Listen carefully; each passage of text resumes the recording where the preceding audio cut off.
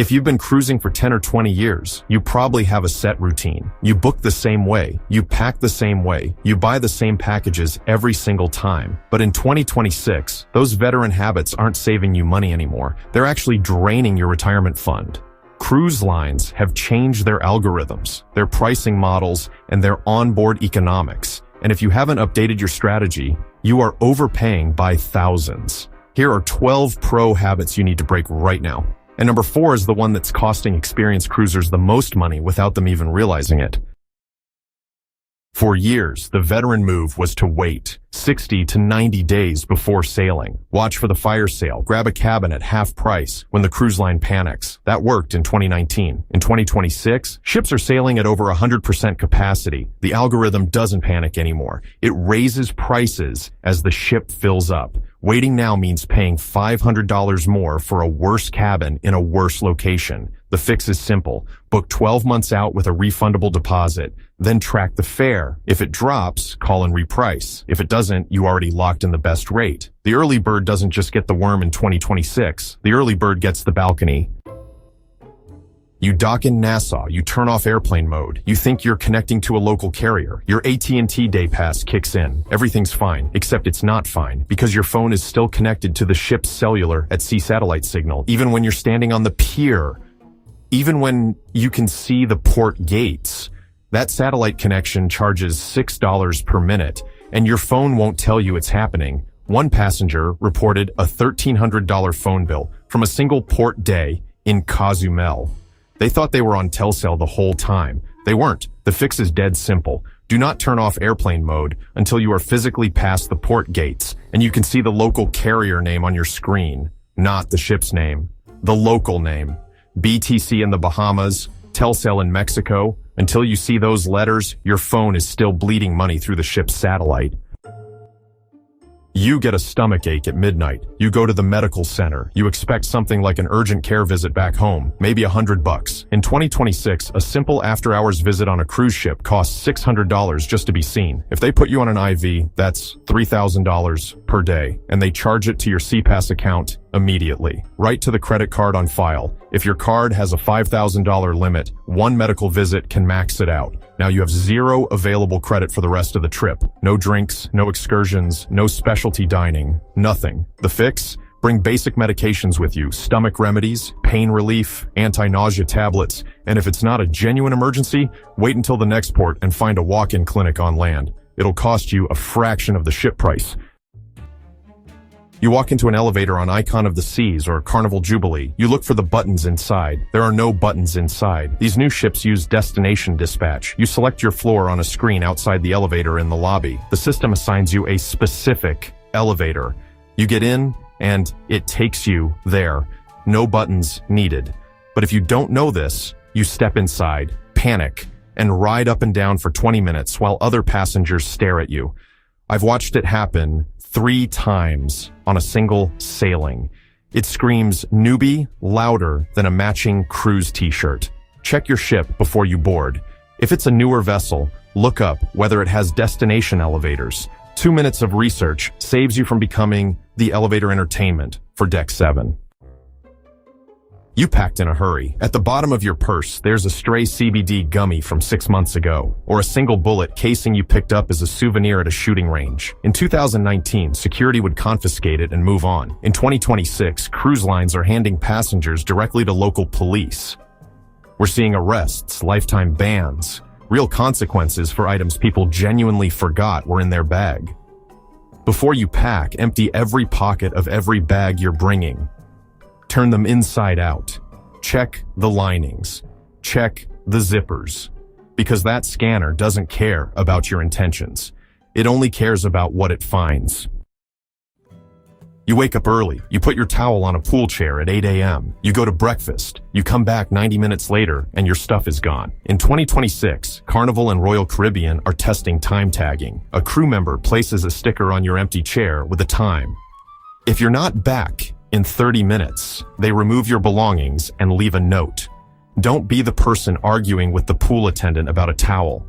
Either sit in the chair or lose the chair. The hoarding era is over. You're wearing your Ray-Ban Metas. You walk into the kids club to pick up your child. Security stops you. Because those glasses can record video without anyone knowing, cruise lines are now banning them in sensitive areas. Kids clubs, public restrooms, spa areas. You could get flagged simply for wearing your prescription glasses if they have a visible camera lens. If you own smart glasses, leave them in the cabin when you're heading to these areas. It's not worth the confrontation. Norwegian marketed themselves as freestyle cruising. Wear what you want. No rules. Casual paradise. In 2026, that's changed. NCL and several other lines are now actively turning passengers away from specialty dining rooms for wearing flip-flops or tank tops, even though the rest of the ship is completely casual. Pack one pair of closed-toe shoes and one collared shirt. That's all you need. Otherwise, you'll be standing outside the steakhouse you already paid for, watching other people eat your reservation. This is the mistake that ruins more days than any other on this entire list. You're in port. You check your iPhone for the time. It says you have 45 minutes until all aboard. You grab one more drink. You browse one more shop. But your phone auto-updated to local port time. The ship is running on ship time, which is home port time. And there's a 1 hour difference. Your 45 minutes was actually negative 15 minutes. The ship has already pulled away. I've watched it happen. It's devastating. And it's completely avoidable. Buy a cheap manual watch before your cruise. Set it to ship time on day one. Never change it. Wear it every single time you leave the ship. Your phone lies. The watch doesn't. Your boarding window says 11 to 11:30. You show up at 10 because you're excited. In 2026, terminals are strict on crowd control. If you arrive before your window, they'll make you stand outside in the heat. If you arrive late, some ports are now denying boarding entirely until the next available slot, which could be hours later. Treat that window like a flight time, not a suggestion, an appointment. Arrive 10 minutes before your slot, not an hour, not 2 hours. You got $100 in onboard credit as a booking perk. You plan to use it toward your gratuities. Bad news. Many lines now classify onboard credit as non-refundable and non-applicable to service charges. You can buy drinks with it. You can buy Wi-Fi with it, but you cannot use it to pay your mandatory daily gratuities. That's still coming out of your credit card. Read the fine print before you budget around that free credit. It might not cover what you think it covers. The Washi crew is not playing games in 2026. New norovirus strains are circulating. Cruise lines are aggressively enforcing hand sanitation before entering any buffet area. If you try to bypass the wash station, you will get called out, loudly, in front of everyone. And other passengers will publicly shame you faster than the crew will. Wash your hands, use the sanitizer. It takes 8 seconds. The alternative is becoming the most hated person on deck 14. Blunder. The moment boarding starts, 3,000 hungry people march straight to the buffet. It's loud, it's crowded, it's chaotic. That's where the rookies go. The pros walk right past it. They head straight to the Solarium Bistro, Park Cafe, or the Local. On embarkation day, most passengers assume these places are closed. While everyone else is fighting over tongs, you're sitting in air-conditioned silence with a fresh sandwich and zero line. This is honestly the closest thing to a VIP lounge. On most modern ships, your lights and air conditioning are controlled by one thing: that slot by the door. If you pull your key card out, the room shuts down. But you don't need your SeaPass card. Use an old library card, a grocery loyalty card, or even a business card. It works perfectly. Your cabin stays cold, your phone keeps charging, and you never panic because you forgot your key in the slot. Be your own bartender. Most major cruise lines allow you to bring 2 bottles of wine per cabin. But here's the trap. Bring that bottle to the dining room and they hit you with a $25 corkage fee. Here's the workaround. Bring a corkscrew. Open the bottle in your room. Pour a glass. Carry it to dinner. No fee, no drama. You just saved $25 with one simple habit. The shower attack. Cruise shower curtains have a mind of their own. They drift inward. They cling to your legs, and honestly, it's just gross. But you can fix it with 2 simple items: heavy binder clips or magnetic weights. Just clip them to the bottom hem of the curtain and voila! The curtain stays put, the shower stays normal. It's a tiny fix, but it really makes every morning better. These luggage tag holders are actually great. The mistake is when you use them. Do not attach cruise tags before your flight. Airport baggage systems are basically shredders, and conveyor belts love to snag those plastic loops. If you attach these at home, they'll be ripped off before you even land. and a bag with no tag does not make it to your room. The correct move? Keep the tags inside your carry-on. Attach them only when you are standing at the cruise terminal sidewalk or at the hotel the night before. Never fly with cruise tags attached. Stop fighting over outlets. Take a look at your cabin desk. See that strange round outlet next to the US ones? Most Americans just ignore it, but if you bring a $3 European Type-C adapter and plug it in, you just doubled your charging space without breaking the ship's no surge protector rules. It's the outlet nobody else is using. Hack number 7, the TV lockout. Cruise lines disable the input button so you can't use your Fire Stick or laptop. The workaround? Bring a cheap universal remote, or, a Samsung remote if the TV is Samsung. Often, a generic remote can override hotel mode. Just remember to switch it back before you leave so the next guest isn't confused. Hack number 8. Beat the ATM fees. Ship ATMs are brutal. $6 to $10 per withdrawal. Instead, go to the casino. Charge $100 to your room account as gaming credit. Play one spin for 50 cents, then hit cash out. Take the ticket to the cashier. You just pulled cash from your credit card with zero ATM fees. Never book spa treatments on sea days. That's when prices peak. Book on port days instead. While everyone else is ashore, the spa runs quiet. That's when 20 to 30% discounts appear. Same massage, much lower price. Okay, so this is honestly the easiest money you'll ever make. If you're planning to cruise again, make sure to book while you're still on board. You'll get reduced deposits plus instant onboard credit. Seriously, it's often $100 or more that you can spend right away. And get this, you don't even need to pick a date. Just book an open booking and decide later. Alright, stop being polite. The main dining room is totally all you can eat. Can't make up your mind? Just order both options. 3 appetizers? Go for it. You paid for the food, so don't leave hungry. Here's a good one. Same food, but at half the price. A specialty dinner might run you $60, but lunch? It's often just $25. Check the app on sea days, because, honestly, it's one of the best value plays on the ship. So, here's the best alarm clock you'll find on board. Just order a free continental breakfast the night before, hang the tag on your door, and that's it. The gentle knock in the morning wakes you up, and suddenly, coffee is in your hand instantly. No phone alarm needed. Seriously. This one hurts. Before sail away, put your phone in airplane mode. Cellular at sea is not included in your plan. Just one email sync can trigger massive charges. Wi-Fi on, cellular off, always. The second bathroom. If 4 people share one cabin, stop fighting the shower line. Go to the fitness center locker room. Bigger showers, better pressure, unlimited towels. It's a free upgrade most people never use. And finally, hack 16. Reverse packing. Your checked bag won't arrive until late afternoon, so pack a survival kit in your carry-on. Swimsuit, medication, chargers. You'll be in the pool by 1 p.m. while everyone else waits in jeans. First up, let's talk about that balcony. You paid hundreds of dollars extra for privacy, right? Wrong. Those dividers between rooms are not soundproof, and they definitely aren't sight-proof. There are often gaps at the floor, gaps at the wall.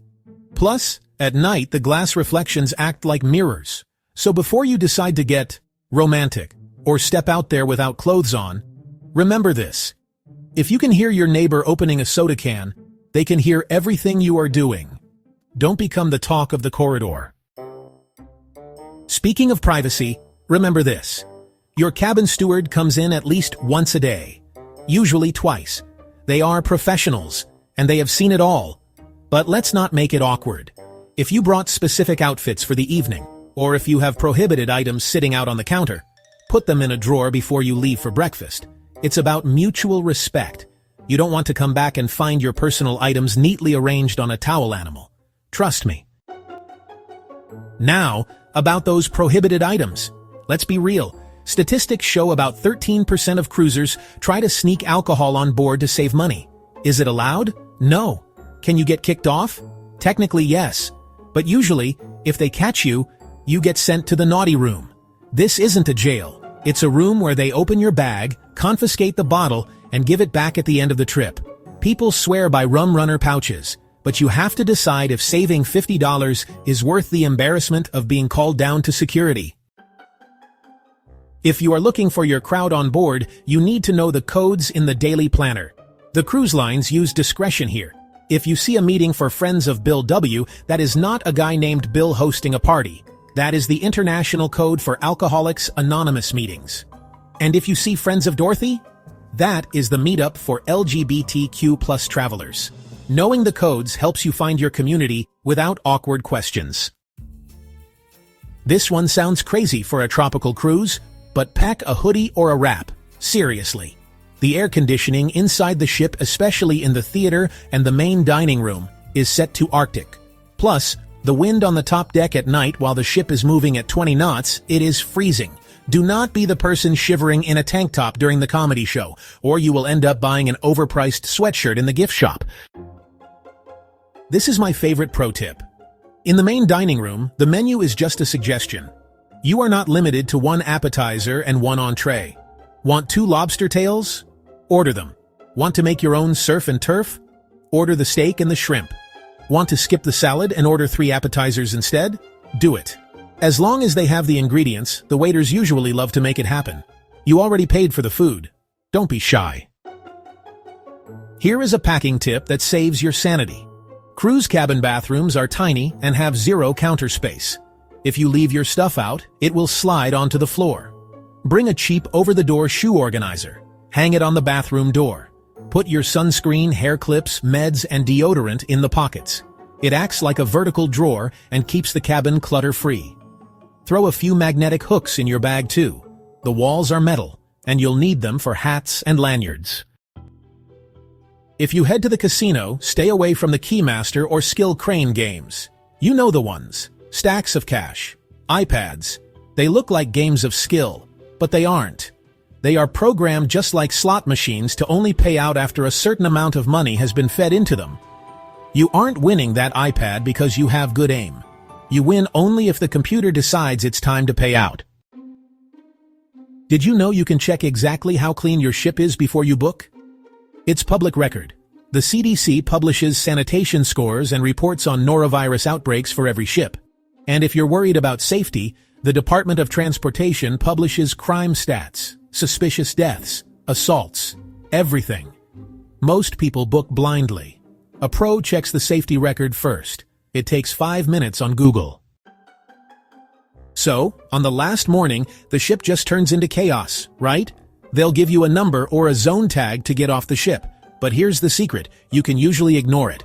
If you're able to carry your own luggage off the ship without any help, go for self-assist. You can walk off literally whenever you want, usually as early as 7 o'clock in the morning.